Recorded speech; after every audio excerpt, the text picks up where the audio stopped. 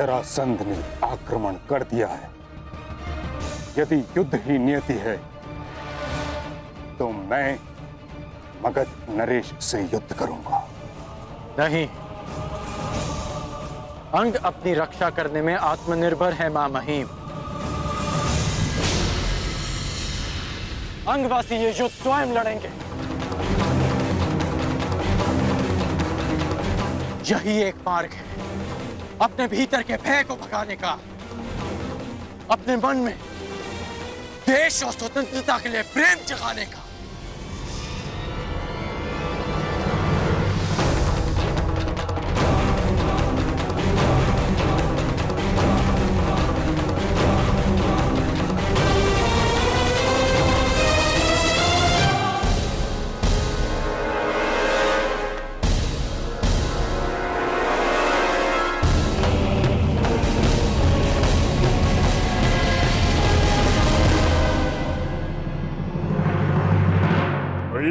बालक जिसने मगध नरेश को ललकारा है। और गुप्तचर शत्रु का विवरण भी ठीक से नहीं दे सकते। कहां है वो पर्वतों का बल? कहां है वो तेज?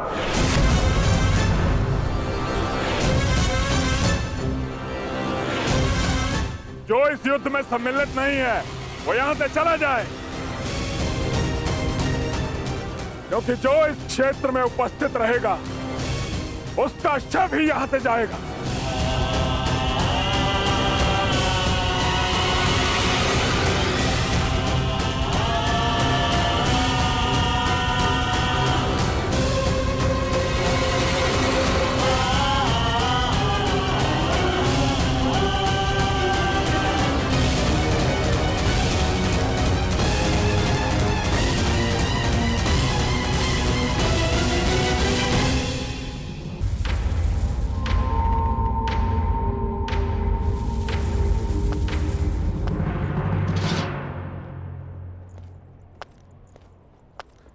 तो अंगराज, मुझे लगता है हमारे पास पर्याप्त सेना है।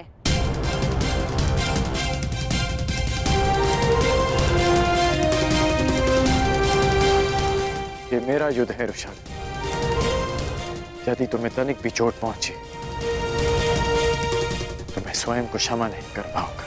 अंगराज, आप भूल रहे हैं कि मैं भी अंग की प्रजा हूं और हर परिस्थिति में अपने राजा के साथ हूं।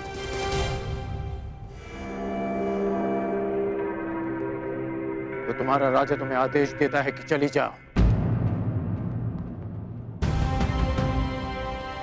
जो रणभूमि में सिद्ध नहीं कर पाए उसे सिद्ध करने का अवसर आज मिला है। क्या अपने कर्म से ये अवसर छीन लोगी रुशाली?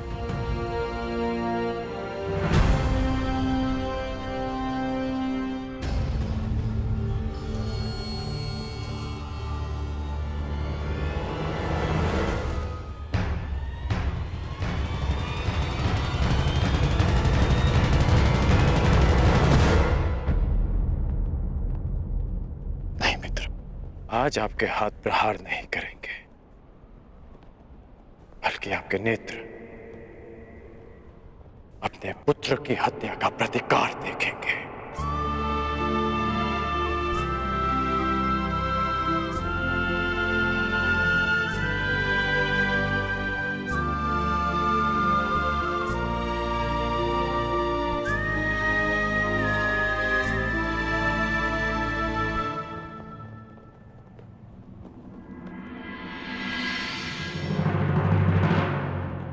क्या हुआ अंगराज? कहीं भयभीत तो नहीं हो गए?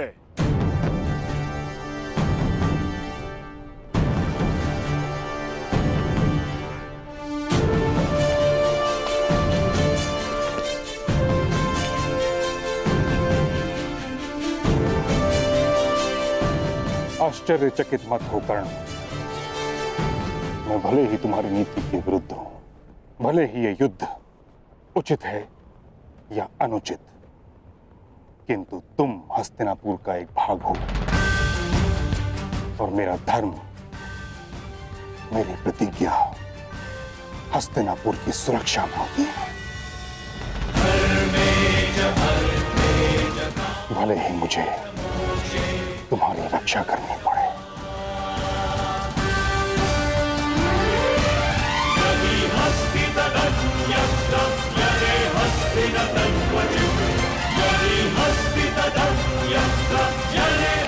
ओ, तो महाबली भीष्म भी प्रत्यंचा चढ़ा रहे हैं। जिस जरासंध ने कृष्ण को भी रणभूमि छोड़ने पर विवश कर दिया था, वो तुम दोनों से क्या डरेगा? प्रतीत होता है कि नियति ने तुम दोनों का अंत एक ही दिन में जरासंध के हाथों लिख दिया।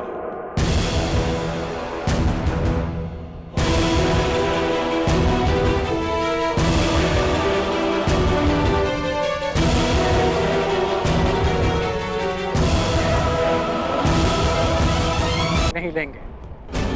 मूर्खता मत करो कर्ण। यदि मैंने तुम्हारी सहायता नहीं की तो तुम जरासंध के समक्ष एक पल नहीं टिक पाओगे।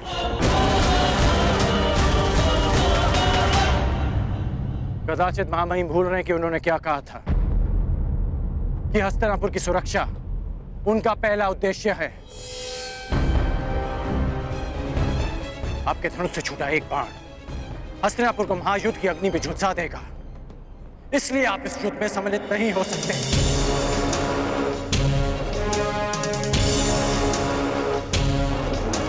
ये युद्ध अंगराज और मगधराज के मध्य है।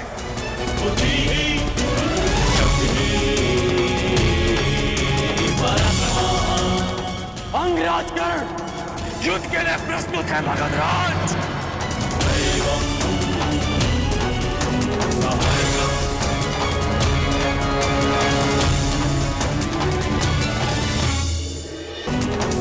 अंगराज कर्ण युद्ध के लिए प्रस्तुत है। मगधराज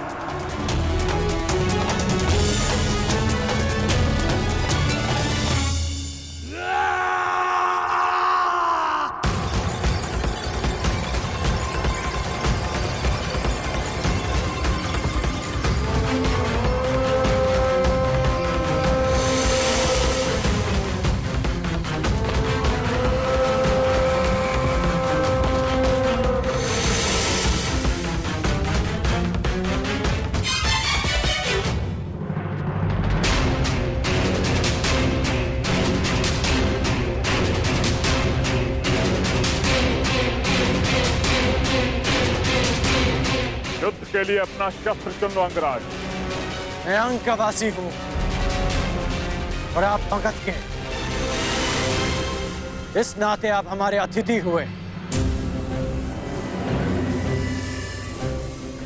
इसलिए मैं आपको अवसर देता कि जिस विद्या में आप निपुण हैं उसका प्रयोग आप कर सकते हैं। तुम्हारी दृष्टि में मैं अतिथि हूं, किंतु मेरी दृष्टि में तुम शत्रु होकर और जरासंध अपने शत्रु के सबसे प्रबल पक्ष को ध्वंस करने में विश्वास रखता है। सुना है धनुर्धारी हो तुम, मैं धनुष से ही तुम्हें ललकारूंगा।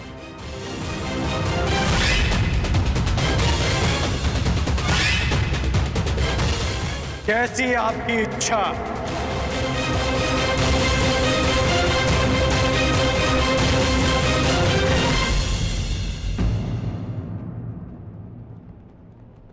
रथ प्रस्तुत है अंगराज।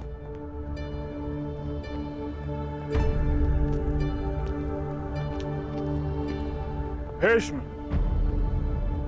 ललकारा अंगराज ने है, किंतु संधि हस्तिनापुर ने भंग की है। इसलिए यद्यपि हस्तिनापुर युद्ध में सम्मिलित नहीं है, किंतु युद्ध की विभीषिका उसे झेलनी होगी।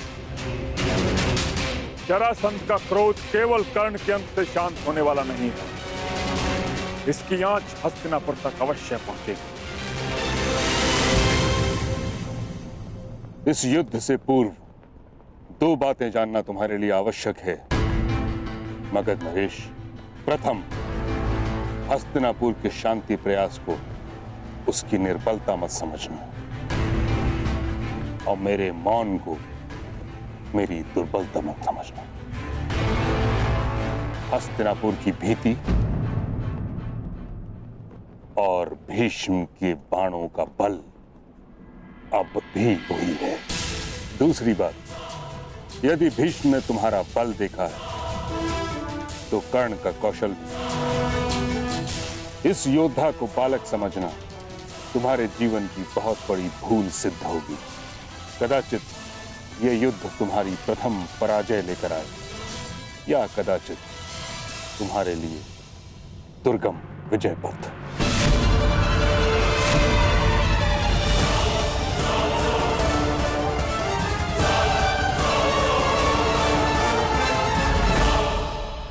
कर्ण, यह कहने की आवश्यकता नहीं कि तुमने संसार के सबसे भीषण प्रतिद्वंदी को ललकारा है।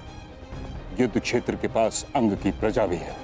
विध्वंसक अस्त्र का प्रयोग उनको संकट में डाल सकता है जिनके लिए तुम युद्ध करने जा रहे हो। जरासंध की शक्ति उसकी आक्रामकता में है।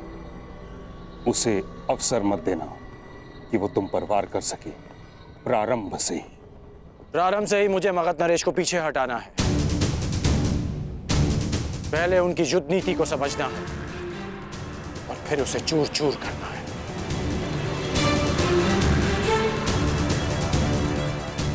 आप भूल रहे हैं मां महिम कि हम दोनों एक ही गुरु के शिष्य हैं।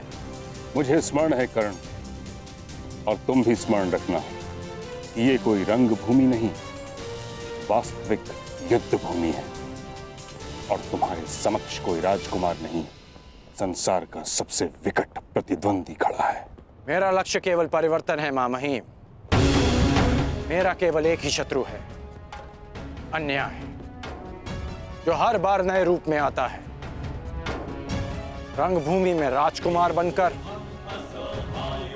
और युद्ध भूमि में मगध नरेश बनकर। परंतु ये राधेकर्ण जीते जी इस अन्याय से कभी हार नहीं मानेगा। ईश्वर करे तुम्हें विजय प्राप्त हो कर्ण। यदि तुम पराजित हुए तो मुझे स्वयं को युद्ध में सम्मिलित करना हो, जिसका अर्थ है हस्तिनापुर को युद्ध की अग्नि में झोंकना। तुम्हारे मित्र दुर्योधन ने तुम पर विश्वास किया है, उसकी परीक्षा में खरे उतरना है तुम्हें कर्ण। मैं वचन देता हूं मां महिम कि अपने मित्र के विश्वास की लाज रखूंगा, परंतु आपको भी वचन देना होगा कि आप मेरे कहे बिना इस युद्ध में सम्मिलित नहीं होंगे। तुम करना क्या चाहते हो कर्ण? ये युद्ध केवल अंगराज और मगध नरेश के मध्य नहीं, ये युद्ध अंग की प्रजा का, उनके भीतर छिपे भय से भी है। और भय के अंधकार में सोई अंग की प्रजा को मैं जगाना चाहता हूं। इसलिए आपसे वचन चाहिए कि जब तक मैं ना कहूं, आप अपना धनुष नहीं उठाएंगे। मेरा आशीष है कर्ण, विजयी वही हो जो अधिक श्रेष्ठ हो।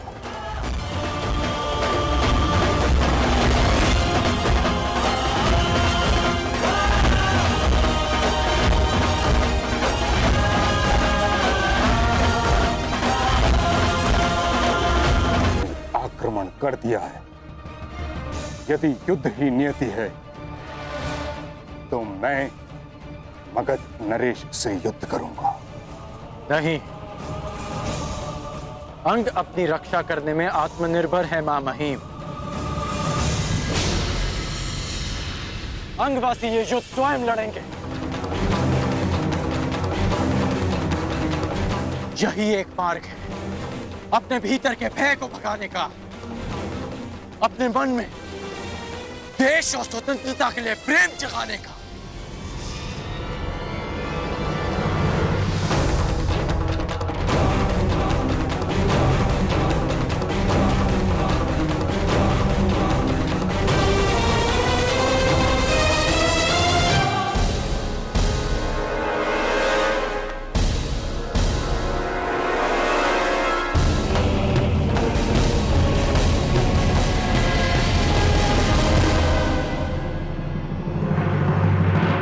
ये है वो बालक जिसने मगध नरेश को ललकारा है।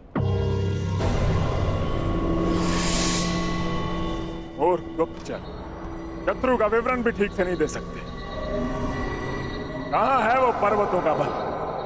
कहां है वो तेज?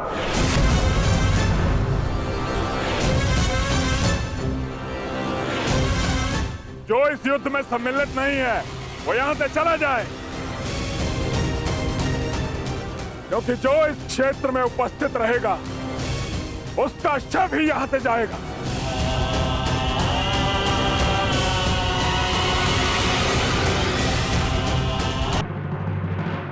ये युद्ध केवल अंगराज और मगध नरेश के मध्य नहीं, ये युद्ध अंग की प्रजा का, उनके भीतर छिपे भय से भी है। और भय के अंधकार में सोई अंग की प्रजा को मैं जगाना चाहता हूं।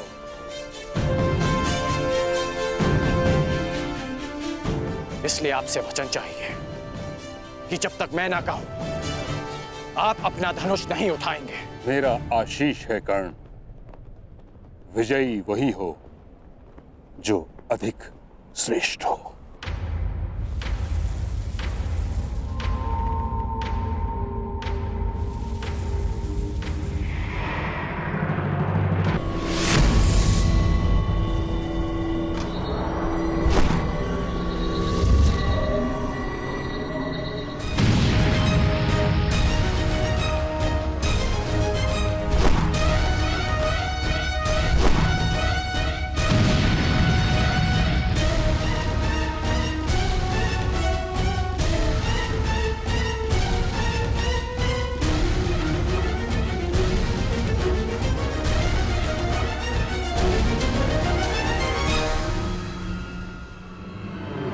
देखो देखो, ये सच्चे अर्थों में हमारा राजा है। हमारे लिए, प्रजा के लिए, अंग देश के लिए जरासंध से युद्ध कर रहा है। देखो, इन्हें इस प्रकार बाहर नहीं आना चाहिए। जरासंध इनका प्रयोग करेगा। अब अवसर आ गया है कर्ण, जिनके लिए तुम मुझे पराजित करना चाहते हो, अब यही लोग तुम्हारी पराजय का कारण बनेंगे।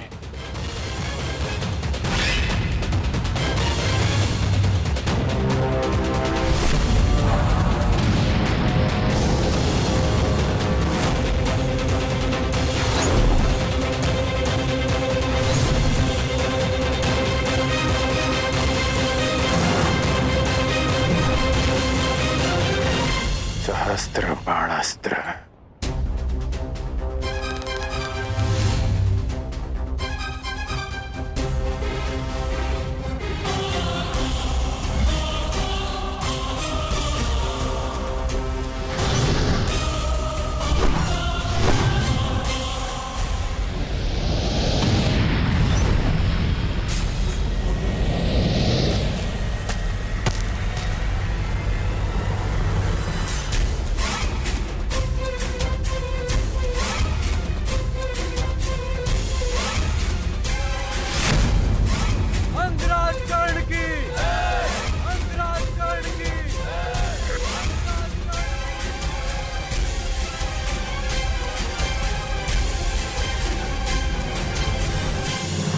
नहीं, आज एक चींटी ने गज को ललकारा है कर्ण, गजराज को।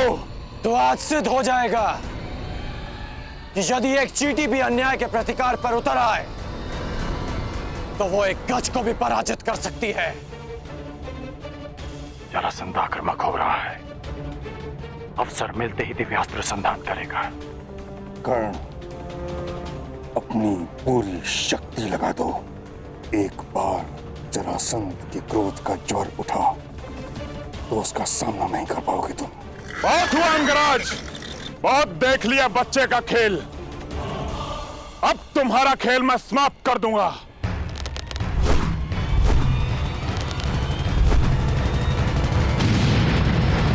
अपनी प्रजा की रक्षा करने आए हो। देखो अंगवासियों, ये तुम्हारी रक्षा करने आया है। अरे जो अपने अनुज की रक्षा ना कर सका, वो तुम सहस्त्र अंगवासियों की रक्षा क्या करेगा? नहीं नहीं कर्ण, क्रोधित मत हो। क्रोध में आओगे तो एकाग्रता खो दोगे। क्रोध करने की भूल मत करना। नहीं महामहिम, कर्ण को उकसाने की भूल तो मगध नरेश कर रहे हैं। कर्ण की सबसे बड़ी शक्ति उसका क्रोध ही है।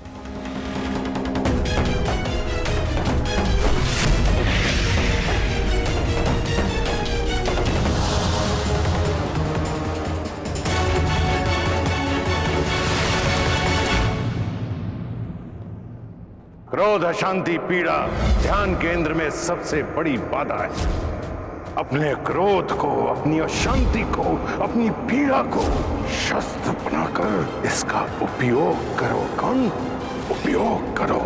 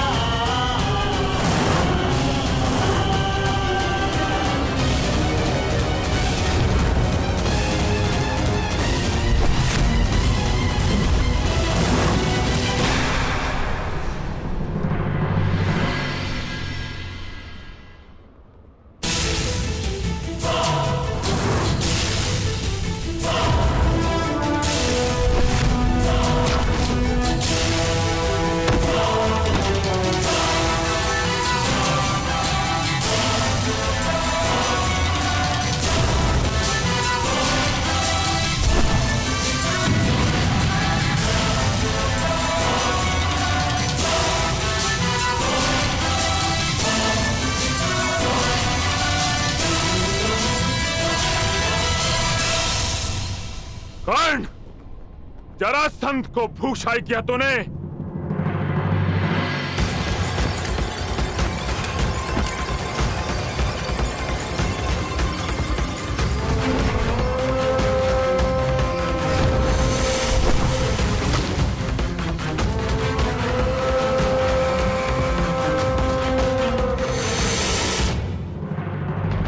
बस इतना ही बल है तुम्हारे बाणों में कर्ण।